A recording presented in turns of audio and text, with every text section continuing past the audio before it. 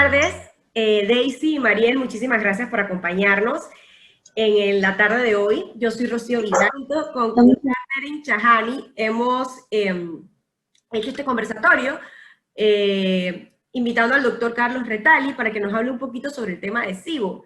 Así que, sin más, Carlitos, estamos listos.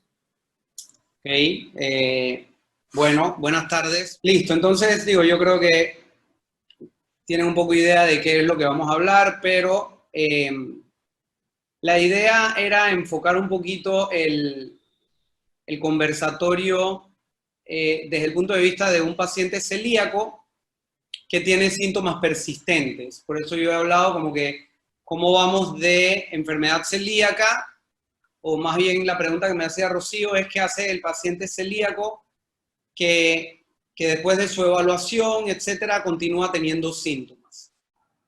Entonces, cuando los síntomas persistentes pueden ser todos estos que aparecen en la mano izquierda: distensión abdominal, gases, ruidos, eructos, pobre tolerancia a algunos alimentos, reflujo, dolor, diarrea, constipación. Toda esta miríada de síntomas, nosotros entonces tenemos que elaborar una lista de posibles causas de esto. Y ahí en amarillo está SIBO, porque es lo que vamos a hablar hoy, pero quería pues poner en la lista todas las otras posibilidades que nosotros ponderamos cuando viene un paciente con esta sintomatología o nuestro paciente que no ha mejorado. Lo primero es que a pesar de sus mejores esfuerzos no esté haciendo bien la dieta, no sea verdaderamente 100% libre de gluten, o que exista una contaminación cruzada. Ojalá y esto no sea por falta de educación, pero lastimosamente sabemos que eso también ocurre. Maldigestión de alimentos es algo que pasa frecuentemente. Sabemos que el paciente con enfermedad celíaca tiene mayor riesgo. Tiene mayor riesgo de padecer carencias enzimáticas y por ende es intolerante a la lactosa, a la fructosa y a otros sustratos, y eso trae como consecuencia algunos síntomas. El síndrome de intestino irritable, que está íntimamente ligado con SIBO, que básicamente tiene todos los síntomas que están ahí enumerados. La enfermedad inflamatoria intestinal es particularmente relevante en el paciente con enfermedad celíaca, porque sabemos que el riesgo que comparten de cierto modo la genética. De hecho, una de las mutaciones predisponentes para enfermedad celíaca está siendo identificada como predisponente también en enfermedad inflamatoria intestinal y en su capacidad de respuesta a algunos medicamentos. Entonces, el riesgo es de 2 a 4 veces mayor, así que si tienes suficiente suerte, puedes tener ambas cosas. Insuficiencia pancreática es bastante rara, y más raro todavía es la enfermedad celíaca refractaria a una dieta apropiada o debidamente hecha. ¿Cómo voy? Ajá. Entonces, entrando en materia, SIBO es un acrónimo por Small Intestine Bacterial Overgrowth, o sobrecrecimiento de bacterias en el intestino delgado. Esto es una entidad que se ha conocido hace mucho tiempo, y ocurre cuando hay una colonización de bacterias colónicas, que este es el colon. Las bacterias migran río arriba, por decirlo así, pasando a través de la válvula que separa el ciego del ilion. Las bacterias migran hacia el intestino delgado, donde no debieran estar en grandes o apreciables cantidades. Esto ocurre, como digo, históricamente ocurría predominantemente en pacientes que habían tenido algún tipo de operación intestinal, pero hoy en día se reconoce en pacientes con problemas de secreción del ácido gástrico. Lo más predominante en nuestra era es los pacientes que toman crónicamente medicamentos antiácidos, particularmente omeprazol y sus variantes. Y lo otro muy frecuente es el síndrome de intestino irritable, que se caracteriza por un trastorno de la motilidad intestinal desde el estómago hasta el colon. Hay otras condiciones como pacientes que han sido irradiados, pacientes que tienen constipación crónica severa, escleroderma, algunos otros trastornos del movimiento intestinal. Pero para efectos prácticos de los factores de riesgo más importantes, hoy en día el síndrome de intestino irritable es por mucho el más común.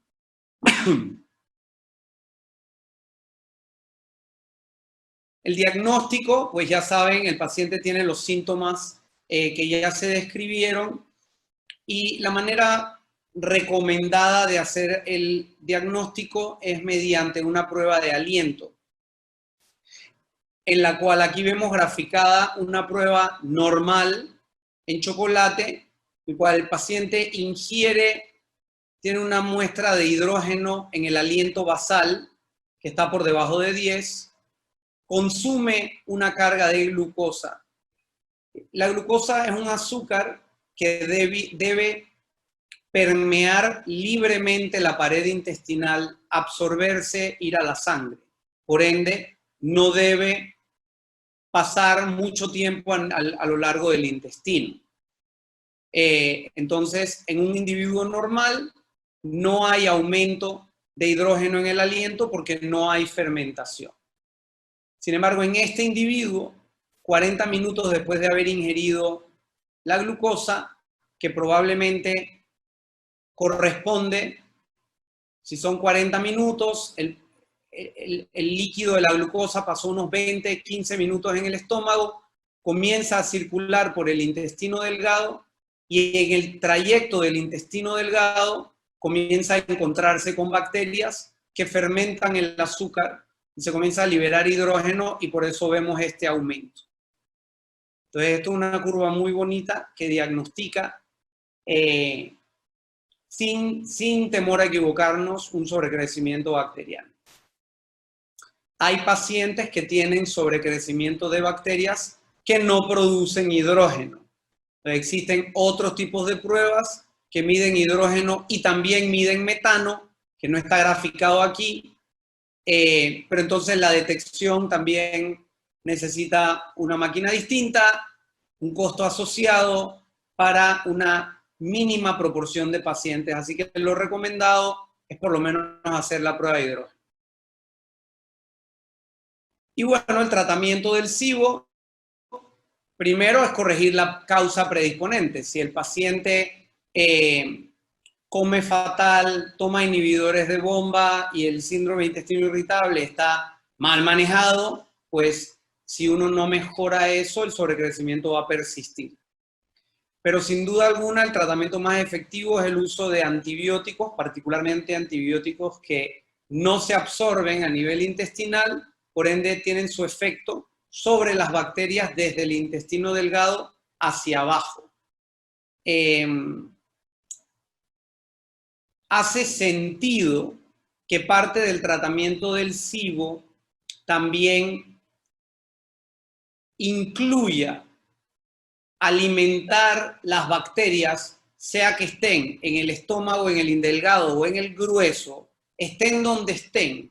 Si no les damos alimentos fermentables, la fermentación va a ser menor y los síntomas van a ser menor. Eso intuitivamente hace sentido, aunque curiosamente no es una recomendación tan tajante al respecto, pues muchos sabemos que el paciente antes, durante y después de SIBO, los síntomas dependen muchísimo de lo que come. Lo mismo los probióticos, a pesar de que los probióticos no van a tener un efecto sobre el intestino delgado, sí lo tienen sobre el balance de bacterias en el intestino grueso, y con eso de repente cambia el patrón de migración en relación a, llamémoslos, el metaboloma intestinal, es decir, la proporción de compuestos que se liberan a nivel del intestino grueso. Así que es un breve pantallazo de lo que es el SIBO, por qué ocurre y cómo se manifiesta y cómo tratarlo. Y no sé, la idea de nuevo era conversar de esto, así es que... Yo puedo hacer un par de preguntas Sí. para darle un poquito más de diversidad al conversatorio. Uno de los temas que siempre me pregunta la gente es, metemos el probiótico desde la fase, vamos a decir, restrictiva, o metemos el probiótico en una segunda fase donde ya tú estás atacando como tipo, ya se murieron esas bacterias malas y entonces metemos ese probiótico cuando ya estás tratando de repoblar esa flora. ¿Cuándo es el momento indicado en un tratamiento de SIBO, ya sea que tengas antibiótico o que estés tratando una dieta bifásica de Low FODMAP de Monash University, el tema de los probióticos? Yo creo que para responder esa, bueno, primero que la respuesta es que nadie sabe. Esa es la respuesta correcta. Pero por lo menos intuitivamente sabemos que el efecto de los probióticos va mucho más allá del efecto metabólico o inmunológico que la bacteria viva pueda ejercer en el colon. Esto está comprobado porque bacterias muertas, por la mera presencia de su material genético en el colon, ejercen un efecto. De la misma manera que fracciones de bacterias tienen una función antigénica, inducen una respuesta inmunológica y nos sirven como las vacunas que utilizamos. Todas las vacunas, o muchas de ellas, son productos de fragmentos o bacterias muertas. Lo mismo con los probióticos. De manera que la definición de probiótico ha cambiado, donde antes la definición era bacteria viva que ejerce un efecto beneficioso en el cuerpo. La definición moderna es bacteria que ejerce un efecto beneficioso, o sea que no tiene que estar viva. Así que partiendo desde esa premisa, da igual cuando tú des el probiótico, porque si das un probiótico vivo y el antibiótico lo mata, igualmente estás cargando el material genético al colon. Así es que... Esa parte del material genético es bien importante porque la gente dice, bueno, entonces me estoy como gastando el probiótico innecesariamente porque si el antibiótico lo va a matar. O sea, ¿cómo funcionaría eso ahí? La verdad que entre las bacterias se entienden, ¿no? Tenemos también datos indirectos que, por ejemplo, en el paciente con infección por Helicobacter pylori, está demostrado que el tratamiento antibiótico, diferentes esquemas de tratamientos antibióticos tienen un efecto de erradicación de un 80%.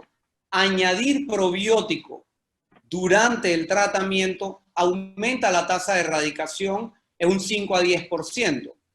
El mecanismo se desconoce, pero puede ser un efecto directo del probiótico sobre la bacteria.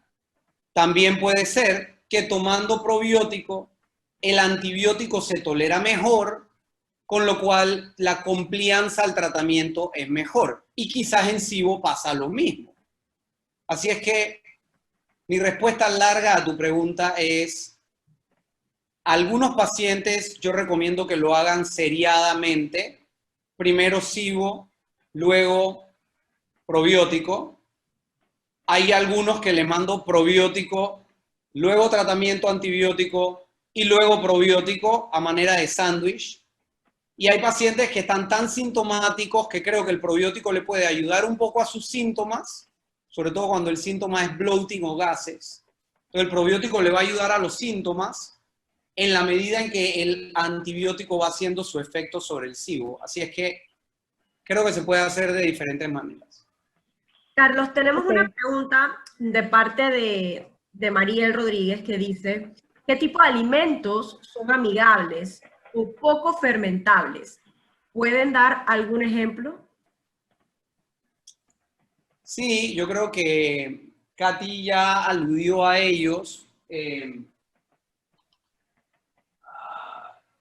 A ver, existe, digo, en SIBO es un poquito más complicado que el tratamiento de una dieta baja en FODMAPs para el intestino irritable, porque por definición FODMAP es carbohidratos fermentables de diferente longitud en la cadena del carbohidrato. Por eso FODMAP es oligo, di, monosacárido, dependiendo de qué tan largo sea el azúcar. Si es un azúcar de un anillo, es un monosacárido, disacárido, son dos, etc.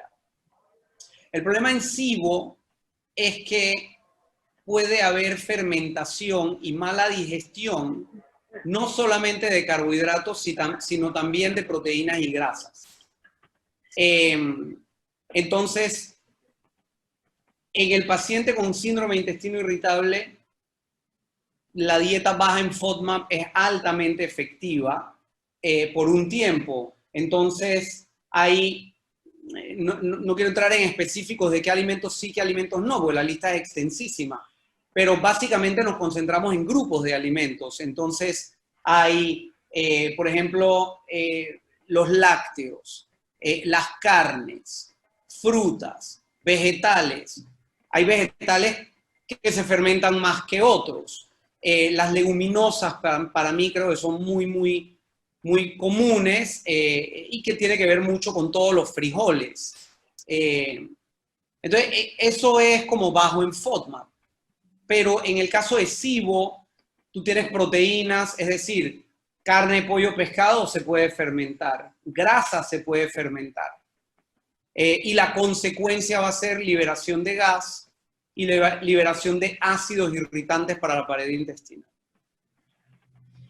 Sí, te puedo apoyar ahí también en esa parte. En la fase de SIBO está basado en la Low FODMAP de Monash University, es correcto, pero es un poquito más restrictiva. Hay varias aplicaciones digitales donde tú puedes verificar el tipo de alimento que está recomendado de acuerdo a las diferentes fases bifásicas. Y en ese sentido, la dieta bifásica comienza con una semana restrictiva, pero eso no es recomendable para personas que bajen muy rápido de peso. Y luego viene una semi-restrictiva, que es donde más o menos comienza todo el mundo, si no tienes tantos síntomas tan graves. Y posteriormente, entonces viene la fase 2, que es la fase, por decir, la low FODMAP regular. Y en estas fases lo que se elimina por lo general son los alimentos inflamatorios. Se hace un consumo un poquito más elevado de proteínas orgánicas, tratando pues de pensar que las proteínas que estás comiendo no tienen tanto antibióticos, etcétera, sino más bien que sea lo más orgánica posible. Pero sí se hace una reducción en el tema de las frutas, sí hay una reducción de porciones, no reducción de eliminar frutas, sino más bien se van incorporando a lo largo del proceso en reducciones de porciones tolerables.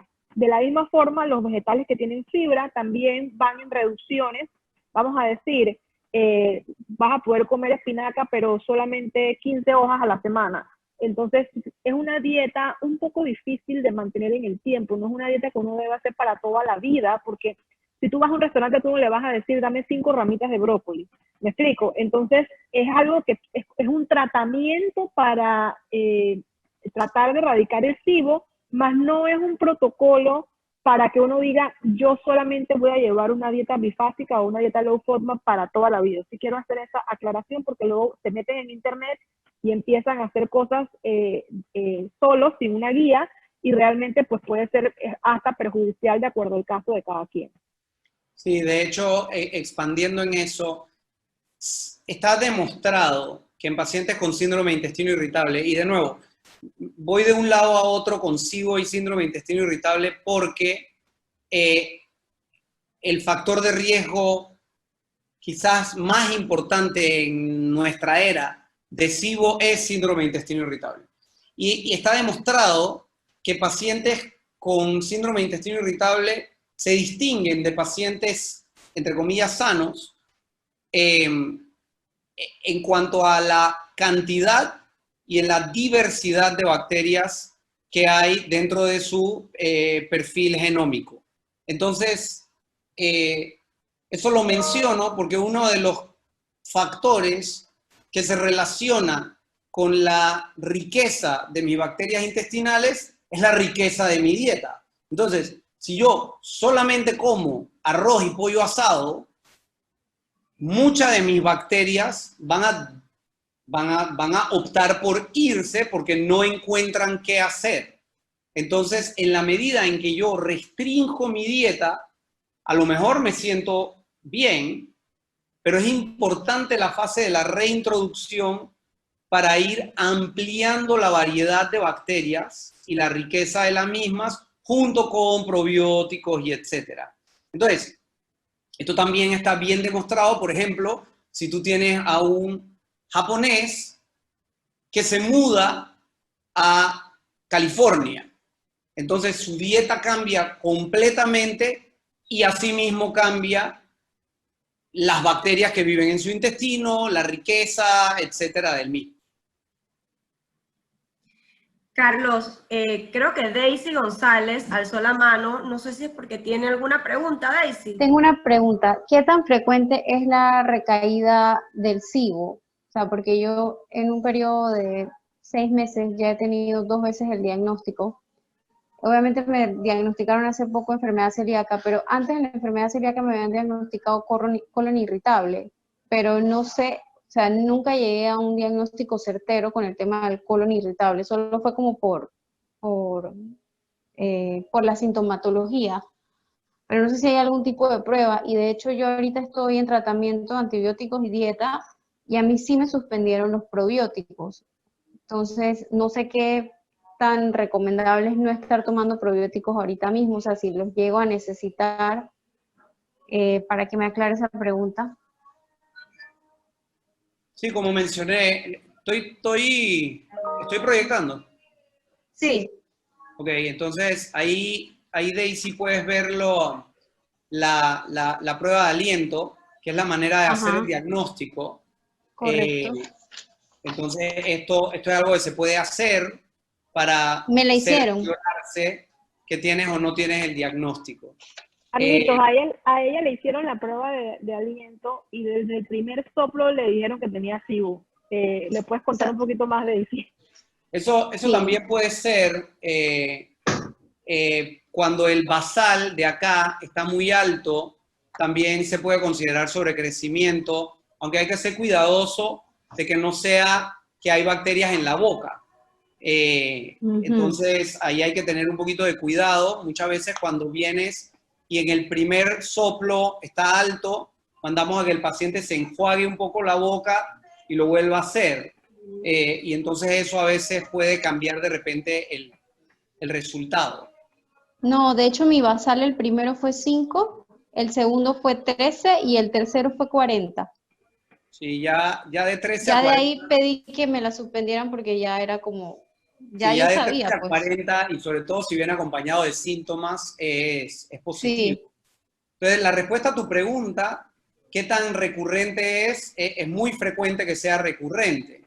Regreso a el tratamiento, corregir la causa predisponente. Entonces, si tienes enfermedad celíaca que está comenzando tratamiento, mientras en la medida en que haya no esté completamente restaurada la integridad de la mucosa, el proceso digestivo no va a ser el mismo, la capacidad enzimática, el movimiento intestinal, así que puede ser que por consecuencia de la enfermedad celíaca aún activa, haya algo de síndrome de intestino irritable. Y como hay intestino irritable, también hay SIBO. Entonces, porque a mí me preocupa perdón. A mí me preocupa un poco el tema de la toma tan frecuente que he tenido de antibióticos para no crear una disbiosis, que sé que obviamente la tengo que tener. Es correcto, no te preocupes por no tener disbiosis porque tienes disbiosis. Pero dependiendo del antibiótico que se esté utilizando, usualmente utilizamos el tratamiento más efectivo en contra de SIBO, son antibióticos no absorbibles. que tienen un efecto principalmente sobre el intestino delgado. Entonces, ahí regresamos a lo que conversábamos con Katy sobre, ok, asumamos que tienes disbiosis. Entonces, el tratamiento antibiótico es la primera fase de corregir la disbiosis. Debe venir acompañado de mejorar todos los otros factores que te llevaron a disbiosis. Dieta, eliminar medicamentos dentro de lo posible, anticonceptivos, antiinflamatorios, dormir, controlar estrés. Katy, te puedo hablar de eso. Sí, otra consulta. ¿Qué probióticos usted recomendaría? Yo tiendo a hacer... Más bien con ese tema del tipo de probióticos, si puedes también ahondar con el tema del SIBO, la cantidad de billones. Esa es una pregunta que mucha gente tiene. Sí. ¿Cuántos billones cuando tienes SIBO se requieren? Yo tiendo a ser pragmático en este aspecto. No hay estudios que demuestren que un probiótico es mejor que otro. Y esos estudios muy probablemente nunca se van a hacer, porque como no son regulados, son de libre venta, entonces a ninguna compañía le interesa sacar un producto, compararse contra el otro y entonces que salgan peor. Así es que ese estudio probablemente nunca se va a hacer. Dicho eso, la Organización Mundial de la Salud recomienda de tratamiento de probiótico que sea de múltiples cepas y que tenga más de 1 a 5 billones de colonias. Entonces, nuevamente, en ningún lado está demostrado que 50 billones es mejor que 5. Entonces, regreso al tema de ser pragmático. Es cierto que hoy en día pues podemos mandar a comprar las cosas por Amazon y todo lo demás, pero si tengo un probiótico que es muy costoso, que hay que tenerlo refrigerado, que tiene que venir de Irlanda del Norte, pero hay probióticos en cualquier farmacia local que cumple las regulaciones de la Organización Mundial de la Salud y que nadie me ha demostrado que el de Irlanda es mejor que el de aquí, para mí hace sentido intentarlo. Y de hecho, me parece filosóficamente coherente si lo que estamos buscando es aumentar la cantidad. Bueno, mientras tomes varios billones, debes estar aumentando la cantidad. Si estamos buscando diversidad, de hecho, lo que más sentido haría es no usar siempre el mismo probiótico, sino estarlos todo el tiempo rotando para ir creando diversidad. Entonces, en síndrome de intestino irritable, acaba de salir una revisión, hay 2 probióticos o 2 cepas que han demostrado eficacia y que son Ramosus o Lactobacillus GG o Lactobacillus plantarum. Entonces, nada, te vas a la farmacia, busca uno que sea barato, que tenga bastante cantidad y que incluya Plantarum y Ramosus. Y ya. Esta es mi manera de tratar de no endorse o promocionar ningún producto específico. Exacto. Yo ese tema de los probióticos, yo lo comparo mucho con el tema de los bloqueadores solares. Por lo general la gente dice que después de 30, 50 ya es lo mismo, pero te venden 100. En el caso de los probióticos, no hay pruebas que existan que tomar 50 o 200 billones, como hay veces que se puede encontrar esa cantidad en Estados Unidos en montones de probióticos que son como cleansers. Básicamente, pues que sea mejor el de 200 billones que el de 10, como dice Carlitos. Sin embargo, puede ser hasta en detrimento realmente por lo que se ha investigado, porque recordemos que nuestra flora está conectada con nuestro cerebro. Entonces, incluso un exceso de probióticos puede también causar hasta depresión o ansiedad, de acuerdo al exceso que a lo mejor no estamos necesitando y que nosotros estamos pensando que por tener más, pues nos va a hacer mucho más beneficio, y realmente eso no está comprobado. Entonces, sí, el uso de probióticos es un tema que es muy recomendable que los médicos sean de acuerdo a los síntomas que ven, a los diagnósticos que ven, pues que sean los que te puedan decir, mira, esto es lo que tú necesitas, porque cada persona es diferente, o sea, no hay como un solo diagnóstico, inclusive como él lo acaba de mencionar, hay personas con SIBO que le dan el probiótico antes, hay personas que se lo dan después, o sea, cada situación es muy distinta de la otra, ¿no? Perfecto. No sé si hay alguien más dentro del quórum que quiera hacer alguna pregunta al doctor Retali, aprovechando pues que hemos abierto este compás para aclarar dudas, para preguntar. Creo que Patricia Martinelli llegó un poquitito tarde, no sé si quieras preguntar algo o quizás que Carlitos hable un poquito de la primera parte o si tienes alguna duda. Tenemos ahorita un foro bastante pequeño, así que es más íntimo, es más personalizado. Entonces, nada, estamos para poder ayudarlos, ¿no? Yo soy sensible Mientras... al gluten, no soy celíaca ni nada, y lo he visto hace muchos años. A ti sabes, yo la he escuchado por ahí. Y hace como un mes me dijeron que tengo cándida intestinal. En verdad no tengo ni un síntoma fuertísimo ni nada por el estilo, pero tengo cándida intestinal. Así que sí ando tomando probiótico de 50 billones, 2 al día, y otras cosas por ahí para limpiar el colon, etcétera. Pero no es que tenga grandes síntomas, siempre me interesa esto de la nutrición, pero no, ¿sabes? Me interesó Carlitos, el tema. ¿podríamos hacer alguna diferencia entre el tratamiento para cándida intestinal y el tratamiento para SIBO? Ya que pues la cándida pues es un tipo de patógeno Sí, también, pero no es necesariamente el tema del SIBO, pero se utiliza por lo menos en temas alimenticios, es muy parecido la eliminación de los azúcares para tratarla. Azúcares y carbohidratos, exacto. Exacto, o sea que si Carlitos nos pudiese hacer como alguna diferencia en estos tratamientos.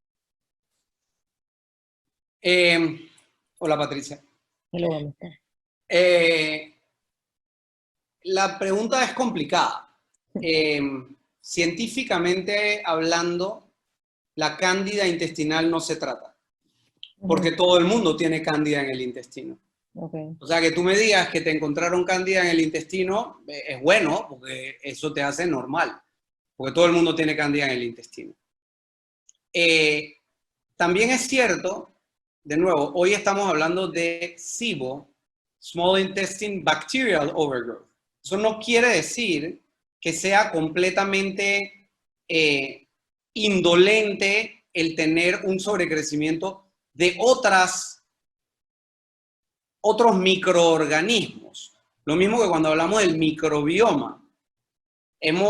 Estamos comenzando a entender qué pasa con el microbioma y no nos hemos puesto todavía a entender qué pasa con el microhongo, microviroma, etcétera, porque es más difícil de investigar. Entonces, la mayoría de los gurús que tú le preguntas en el mundo científico, lo que me hicieron un examen sofisticado de heces y salió que tengo cándida. La respuesta es, eso no se trata. Regresando a tratar de ser intuitivo y pragmático. Si yo tengo síntomas y me trataron bacterias y no he mejorado y alguien me encontró hongo, hace sentido de repente tratarlo porque yo tengo síntomas. Pero si no tengo síntomas, tomarme antifúngicos para matar cándida no hace sentido. Sí, yo fui a bioenergética porque a mí me gusta esa vaina. Y ahí es donde con la maquinita, whatever que tenía eso, me mandaron, dije, cándida complete, L-glutamine y ese 50 billion de no sé qué. Por eso, entonces, L-glutamina también es un tema interesante porque es un aminoácido que en teoría sirve para nutrir la célula intestinal. O sea que si la célula intestinal está malnutrida o golpeada o alguien que necesita reparar porque recambia mucho, porque, por ejemplo, el celíaco o el sensible, que está en una constante lesión intestinal y reparación, hace sentido que nutrir adecuadamente el enterocito lo va a hacer funcionar un poco mejor.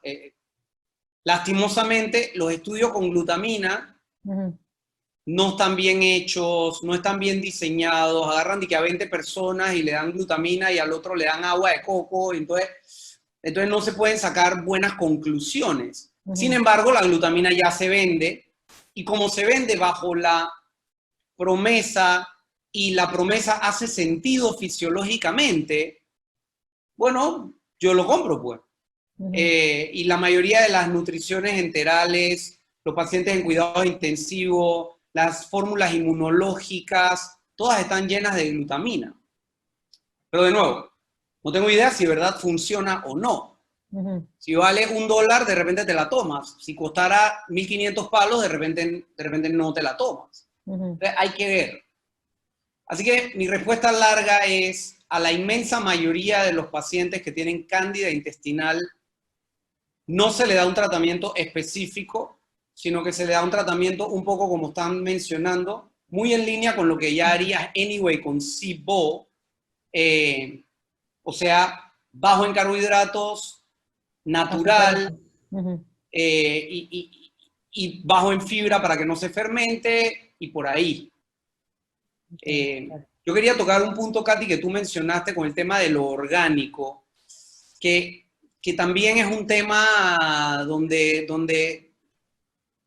carneros chocan la cabeza, porque indudablemente, si tú agarras a una persona que viene sintiéndose mal, como la inmensa mayoría, no los que están en este foro, pero la inmensa mayoría de la gente que está caminando en la calle, bueno, o están en su casa, no sé, la mayoría de la gente que tiene malestares intestinales están comiendo una dieta normal, una dieta habitual, lo cual significa en Occidente una dieta súper procesada.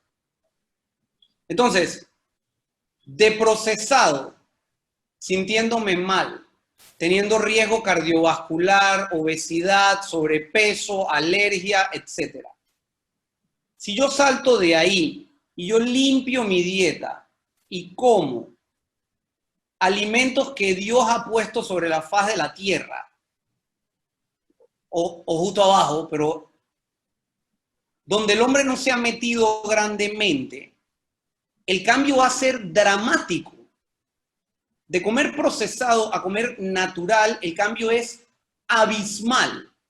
O sea, si estuviéramos hablando de economía y de inversiones, ahí está el mayor retorno a tu inversión.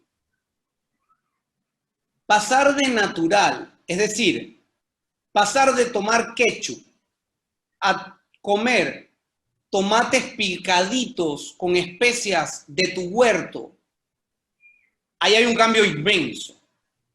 Pero pasar de tomate con orégano tuyo a comprar un orégano o un tomate hidropónico, orgánico, donde solamente se le echó agua bendita,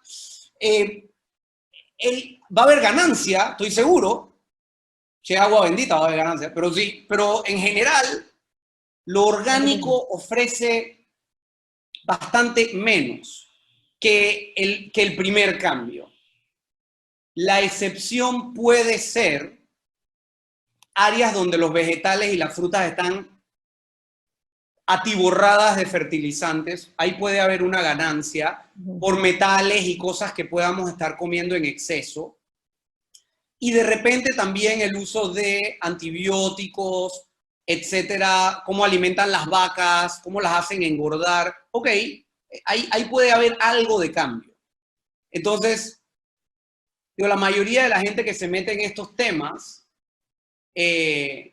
perdón que me extienda, pero la mayoría de la gente que se mete en estos temas también están preocupadas no solamente de su salud y de nutrición, sino de hacer las cosas natural, ser conscientes ecológicamente, etcétera. Entonces, vivimos en Panamá y nuestras vacas pastan libremente.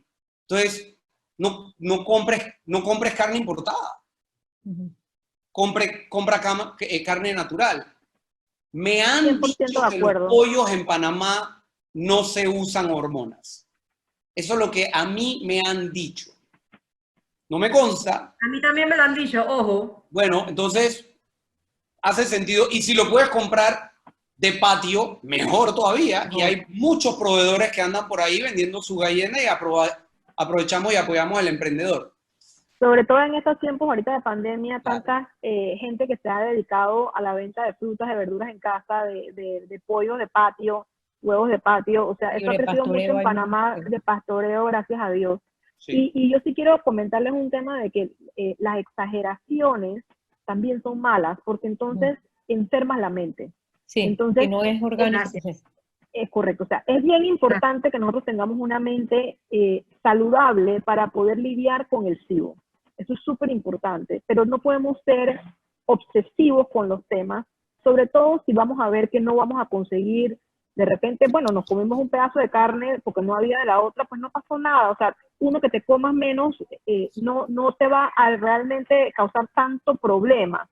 Pero sí es importante pues, que seamos conscientes que no consumamos cosas que sean importadas, que los tratados de libre comercio han permitido que entren en este país y que a lo mejor lo que tenemos aquí es mucho más natural. Definitivamente que una carne de panameña va a ser mucho más sana que una carne que viene de un ribeye steak o un New York steak con sepa Dios cuántas hormonas o un maíz panameño versus un maíz Monsanto.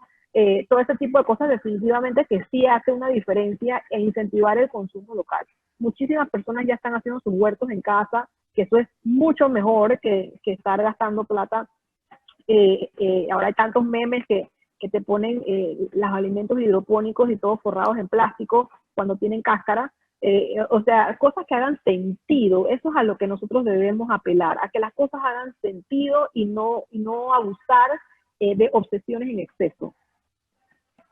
Carlitos, quiero regresar un momentito al tema anterior porque se nos quedó una preguntita que Daisy quiere hacer, que dice que cómo se recomienda el uso de la glutamina y qué tiempo. Nadie sabe. Okay. De nuevo, la mayoría de los estudios que hay por ahí utilizan tratamientos de 14 a 21 días.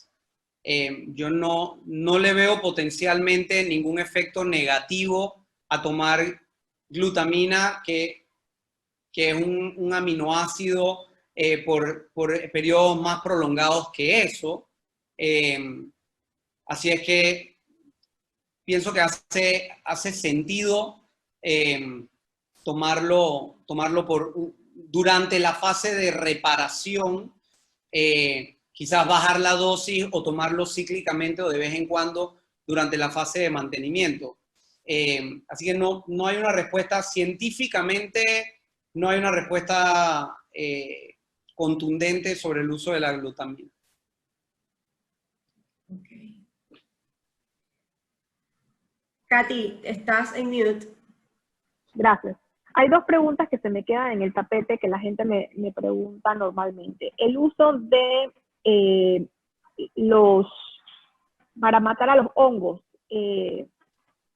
¿cómo se llama esa palabra? Antifúngicos. Que son como antifúngicos, que son como hierbas chinas, que la gente tiende pues como a tener este tipo de tratamientos cuando ya están en la fase 2. ¿Cuál es tu recomendación respecto a eso? Si eso en verdad es algo que funciona o no funciona, o hay algún estudio, o cómo es tu posición respecto a esa fase 2 de antifúngicos. Para ti. Regreso a la pregunta del Cándida. No está claro que necesita tratamiento, así es que ni en fase 1 ni en fase 2. O sea, yo encontraría, no recuerdo la última vez que a un paciente estuve ok con que se le diera antifúngico. Excepciones que se me puedan ocurrir es una mujer que tiene candidiasis vaginal. Ok, si tienes candidiasis vaginal y andas mal de la panza, en vez de utilizar tratamiento tópico vaginal, de repente tratamiento sistémico puede ayudar a ambas cosas. Puedo decir que lo contrario se ve con mayor frecuencia. Daisy estaba preocupada de la disbiosis. De nuevo, Disbiosis habla de bacteria, pero tus hongos también pueden estar vueltos locos.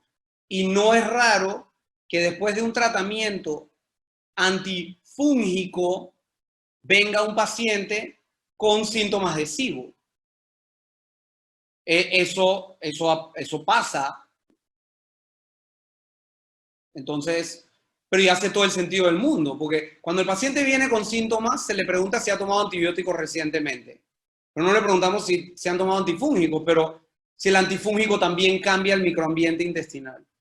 Entonces, hace todo el sentido del mundo que alguien que tiene un hongo en el dedo del gordo del pie y lleva 3 meses tomando antifúngicos, entonces, ay doctor, es que todo me cae mal. Claro que todo te cae mal. Claro, ese es el círculo vicioso que entramos siempre, por lo general, las mujeres con el tema de infecciones vaginales, antibióticos, disbiosis y hasta infecciones de orina y cistitis, exacto. Entonces es un círculo vicioso que es de nunca acabar, ¿no? Entonces eso hay que poderlo controlar y yo creo que la primera parte del control de eso es la alimentación. Partiendo de ese punto, creo que es una de las cosas que más ayuda a poder estar equilibrado nuevamente y no tener que requerir ese tipo de cosas, además de un sinnúmero pues, de técnicas que se utilizan de protección para romper el ciclo. Pero sí es importante pues, que entendamos que una cosa lleva a la otra. O sea, el abuso de antibióticos para infecciones de orina pues, definitivamente va a llevar a que haya hongo, y el hongo va a llevar a que haya disbiosis. O sea que si yo me siento perfecta, yo voy a dejar todas esas pastillas, en verdad. Yo no he dicho nada. Estoy perfecta, o sea, no sé qué estoy tomando para qué, porque me siento perfecta. Yo no he dicho nada, digo, yo sí puedo meter mi cuchara y decir que tomar 50 billones 2 veces al día suena a bastante. Oh, ok, dale, paro. Fresh. Y yo puedo parar y guardar esas pepas para por si acaso en el futuro, o regalarlas. O tomar menos, o tomarte una al día, o que no se te cada venza. 2 días. Ok. Un poquito, ¿no? Y sí, es que yo me siento perfecta, o sea, estoy perfecta y no entiendes, no. El peor enemigo de bien es perfecto. Y muchas veces cometemos el error de alguien que se siente bien. Entonces, bueno, pues tómate esto ¿para qué? Para que estés mejor. Entonces, tú me dices que estás perfecta, ¿para qué te voy a dar un tratamiento de cándida para que estés súper perfecta? Okay. No hace sentido. Ok, la siguiente pregunta es el tema de intestino irritable. La mayor parte de los médicos hablan del intestino irritable. Hay corrientes que indican en artículos de internet, que es donde leen la mayor parte de las personas, que a veces el intestino irritable es como cuando uno no puede realmente diagnosticar algo certero. Entonces yo quería saber, ¿el intestino irritable es una enfermedad certera con síntomas específicos o es como un diagnóstico por default de que no tienes otras cosas? Realmente, ¿qué yo tengo que sentir para saber si yo padezco de intestino irritable? Tú padeces de intestino irritable. Eso yo estoy clara, pero para el público en general. El síndrome de intestino irritable ha pasado por 4 reuniones de consensos de expertos que se reúnen en Austria, que se llama el consenso de Maastricht. En Roma se reúnen expertos en intestino irritable y han revisado 4 veces los criterios diagnósticos que se llaman los criterios de Roma. O sea, el síndrome de intestino irritable es tan real como lo es SIBO y etcétera. La definición, lo que pasa, el problema es que el síndrome de intestino irritable es una definición muy amplia. Entonces, inicialmente mucha gente cae ahí. Entonces, un poquito, ¿sabes? Como decía Daisy, yo comencé con intestino irritable, luego me dijeron que tenía celíaca y entonces ahora tengo SIBO. Ya, pero es que 30% de los pacientes con intestino irritable tienen celíaca o sensibilidad al gluten. Y 30% tienen SIBO. Eso no quita que tengas intestino irritable. Entonces, por definición, intestino irritable es malestar abdominal presente de una manera recurrente a lo largo de más de 3 meses, asociado a cambios en las idas al baño y frecuentemente relacionado con gases, distensión, reflujo, etc. Entonces, dicho de esa manera, está bien claro cómo se hace el diagnóstico. Se recomienda en la evaluación del diagnóstico de un paciente con intestino irritable descartar otras entidades. Entonces, descartamos celíaca, descartamos enfermedad inflamatoria intestinal, Helicobacter pylori, problemas de la vesícula, se descartan muchas otras cosas. Pero, oye, yo no le tengo que hacer una prueba genética a un animal que mueve la cola cuando tú llegas a la casa y ladra y levanta la pata cuando orina. O sea, yo no necesito una prueba genética de un perro. Entonces, igual con el síndrome de intestino irritable. El diagnóstico es clínico, no es un diagnóstico de descarte, es un diagnóstico clínico. El reflujo es un diagnóstico clínico. Si yo siento un malestar detrás del pecho, que me sube y que se me va con un antiácido, tiene reflujo. No necesitas una endoscopía. De hecho, el 80% de las endoscopías en reflujo son negativas. Y eso no quiere decir que no tengas reflujo. Así que, de nuevo, mi respuesta es larga. El diagnóstico es clínico, hay criterios específicos, pero hay que estar pendiente porque los pacientes que tienen síntomas de síndrome de intestino irritable frecuentemente tienen otras condiciones intestinales. Y podríamos preguntar por qué, pero bueno, pero es porque tienen génesis en común. ¿Qué causa síndrome de intestino irritable, sensibilidad a gluten, SIBO? ¿Qué tiene en común todo esto? Vivir en el siglo XXI, en el mundo occidental. Ya. O sea, mudémonos al siglo XIX y todo esto se cura si nadie tenía estas enfermedades. Pero es que no había celular y todos nos dormíamos a las 7:30 de la noche. Y nos parábamos a las 4 y trabajábamos durísimo. Y las abuelas contaban historias y le transmitían la fe y le transmitían la cultura a los nietos. Entonces los abuelos tenían un rol. No estaban jubilados esperando la muerte. ¿Ya? Y el papá trabajaba duro en el campo y la mamá trabajaba duro en la... Es decir, la vida dura se traducía en salud. Y hoy en día encontramos ese mismo tipo de vida en áreas específicas en el mundo donde se concentran personas que viven más de 100 años, que se llaman áreas azules o blue zones, que es muy interesante que si no han leído el libro o que hagan el research al respecto. Entonces, ¿qué tiene en común Sicilia con Okinawa? ¿Qué tienen en común? Que viven con desnivel. O sea que tú, cuando vas a buscar agua, tienes que bajar al río. Pero tu casa está arriba. Y entonces los berries están a 1 milla. Entonces, el día a día, tú no tienes que ir al treadmill a hacer ejercicio. Tu vida es activamente difícil, con desnivel. Escalera en todos esos pueblitos, comen Correcto. full carbohidrato y viven 10, 100 años y no pasa Correcto. nada. Simplemente Comen hacer la natural. jardinería. Hay un sentido Hacer de la jardinería en tu propósito. casa. Es lo que decía la abuelita. Todas las personas dentro de esa sociedad tienen un propósito. Nadie es descartado. Sí. Todo el mundo tiene un propósito. Obsoleto, nadie es obsoleto. Exacto. Todas estas sociedades creen que hay algo más grande que ellos. Puede ser Dios, o puede ser Alá, o puede ser quien sea. Pero hay algo más grande que yo, a quien yo mejor que lo respete. Entonces, ¿qué tiene que ver todo esto? Bueno, tiene que ver con cómo vivimos, con cómo nos alimentamos, con un poquito subrayando lo que dice Patricia. Oye, pero si yo me siento perfectamente bien, sorry que te ponga en el spot, pero ¿para qué voy a la bioenergética? O sea, ¿qué estoy ustedes me buscando? conocen. Amistad, espérate, era una pepa de 50 billones, corrijo, una pepa al día. Oye, la tómate Pero una cada 2 días y estamos... La parto. Exacto. No la partes. No, mentira, yo sé que no. Pero me explico, es cuestión de... Por eso es que la gente ahora lo que está de moda es el progresismo. Hay que ser progresista. Y curiosamente los progresistas lo que están buscando es trabajar menos y tener mejor calidad de vida.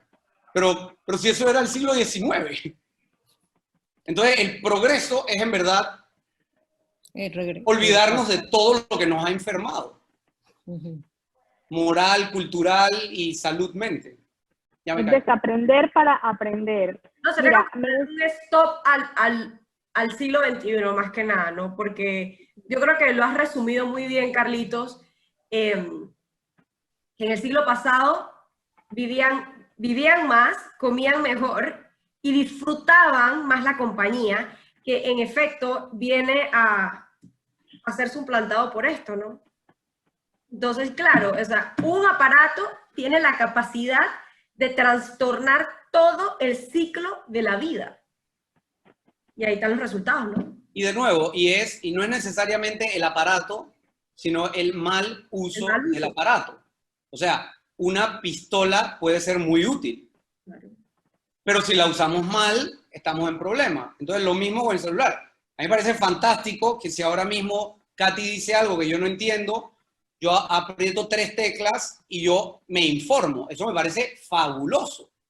Pero cuando estamos en una cena y cada 3 palabras que alguien dice, alguien levanta el teléfono para buscar de qué se trata, entonces no hay nada. No hay conexión. Entonces, de nuevo, ¿qué tiene esto? ¿Por qué esto es relevante? Porque en el siglo XIX, antes de la era industrial, nótese que yo no hablo del siglo XIV, sino que la era industrial es 1917. Antes de esa época, había poca refrigeradora, despensa y chinito en la esquina. O sea que si tú querías comer, tú tenías que ir a buscarlo. Es así de fácil. Entonces no habían preservantes, no había nada. Si tú preservabas, tenías que preservar con sal o ahumar. Hace un rato, Carlitos, tocabas el tema del sueño. Yo creo que para el tema en particular del SIBO, juega un rol importante. Bueno, yo, como ya los que están aquí me conocen, saben que yo veo la parte más de alternativo a los tratamientos pues que el médico ofrece, pero en el estilo de vida, y el compuesto del buen dormir es realmente importante, o sea, para poder que se rehabilite ese intestino.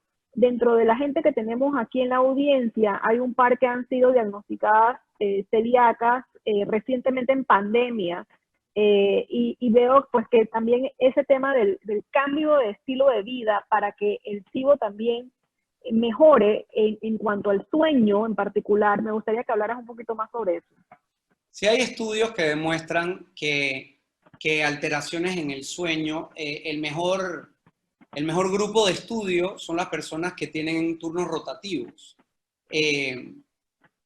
Bomberos, policías, médicos de turno, enfermeras, gente que rota turno, el ritmo circadiano se altera invariablemente y está súper demostrado que es un estrés terrible, tanto en los marcadores generales de estrés como en el microbioma.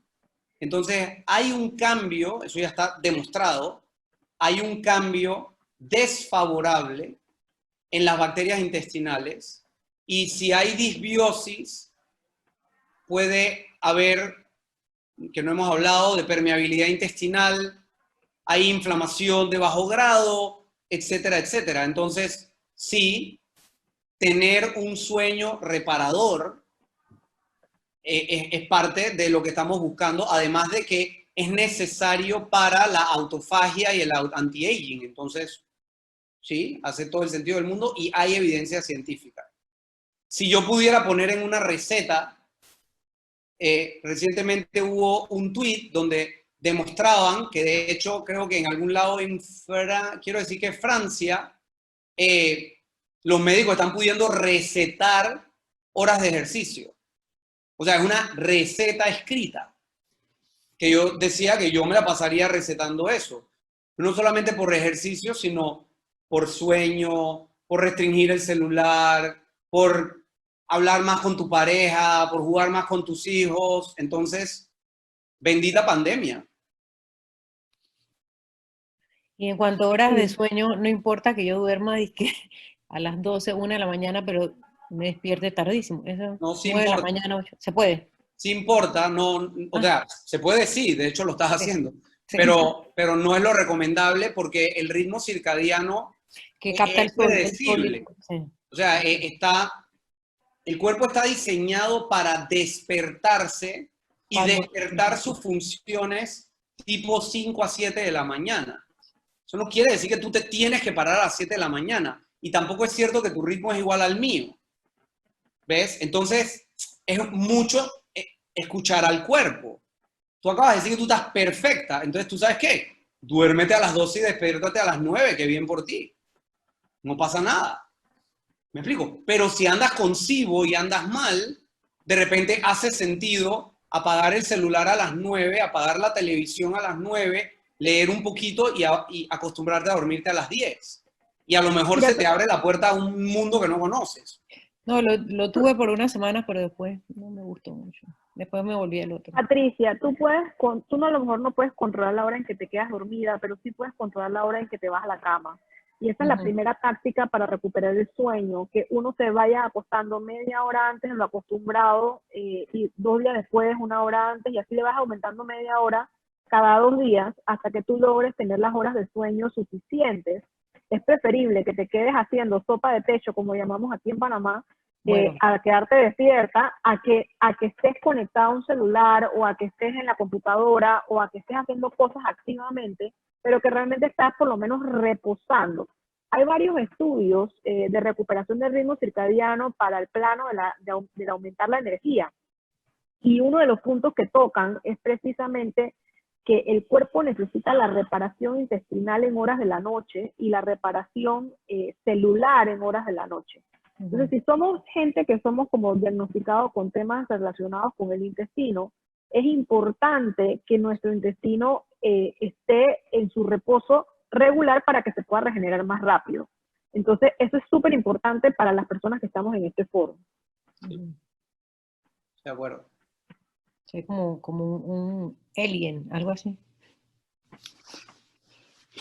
Y yo creo también que es un poquito importante algo que dijiste, Katy y Carlos, que no es lo mismo estar acostado, pegado a un celular, que estar acostado leyendo un libro. Por ejemplo, porque tu cerebro, de estar, dizque, blowing up, se reposa. Y ¿sabes qué? Quizás con el libro te vas quedando dormida o ayudas a estabilizar un poco la mente. Y te digo por mi propia experiencia. O sea, literalmente, como dice Carlos, tu vida cambia, es un nuevo mundo cuando en vez de acostarte, de revisar el último chat y chao que te vi, agarras el libro, empiezas a leer, todo tu ser empieza a tener una paz que no tenías 10 minutos antes. Y te ayuda a conciliar un mejor sueño, porque de hecho el mismo sueño es distinto. O sea, es distinto de cuando estás leyendo. De cuando... Rocío, eso se llama rutina para dormir. Cuando nosotros éramos niños, nosotros teníamos las rutinas para dormir establecidas y a medida que fuimos creciendo, pues fuimos dejando esas rutinas. Pero había la hora del baño, la hora del masaje, la lavanda, el aceite, etcétera, que iban pues dándonos a entender que el niño tenía que dormir. A medida pues que nosotros vamos creciendo, esas rutinas se van quedando atrás, pero eso no quiere decir que no las tienes que hacer. O sea, si ya estás viendo que estás intoxicada con el tema de que no puedes dormir, entonces definitivamente pues tienes que aplicar estas rutinas. Dios nos regala todos los días de nuestra vida, los primeros 20 minutos, donde nuestro cerebro absorbe lo mismo que absorbe un niño de 3 años. Entonces, así como uno debe tener una rutina al despertarse, que sea productiva para, ya sea rezar, para hacer ejercicio, para poder hacer algo altamente productivo en esos 20 minutos. De igual manera, uno debe tener la rutina para acostarse a dormir establecida. Y eso es de vital importancia en personas con estilo de vida autoinmune, para poder que puedas ir como sosegándote a el descanso de manera general. Perfecto. Aquí dice Daisy, con este comentario pues terminamos, que a ella le mandaron antifúngico también en este último tratamiento, pero ya se siente bien. Nos alegramos mucho, Daisy, que estés mejorando. Y bueno, creo que sin más, les agradecemos a todos su participación, su activa participación en este foro. Manténganse pendientes pues a las redes de Somos Celíacos PTY para que puedan estar pendientes de las próximas cositas que vamos a hacer. Muchísimas gracias, Carlitos, por tu tiempo y por abarcar millones de temas que fueron distintos al que iba a ser tratado inicialmente, pero tú siempre tan dispuesto. Y nada, nos vemos en las próximas.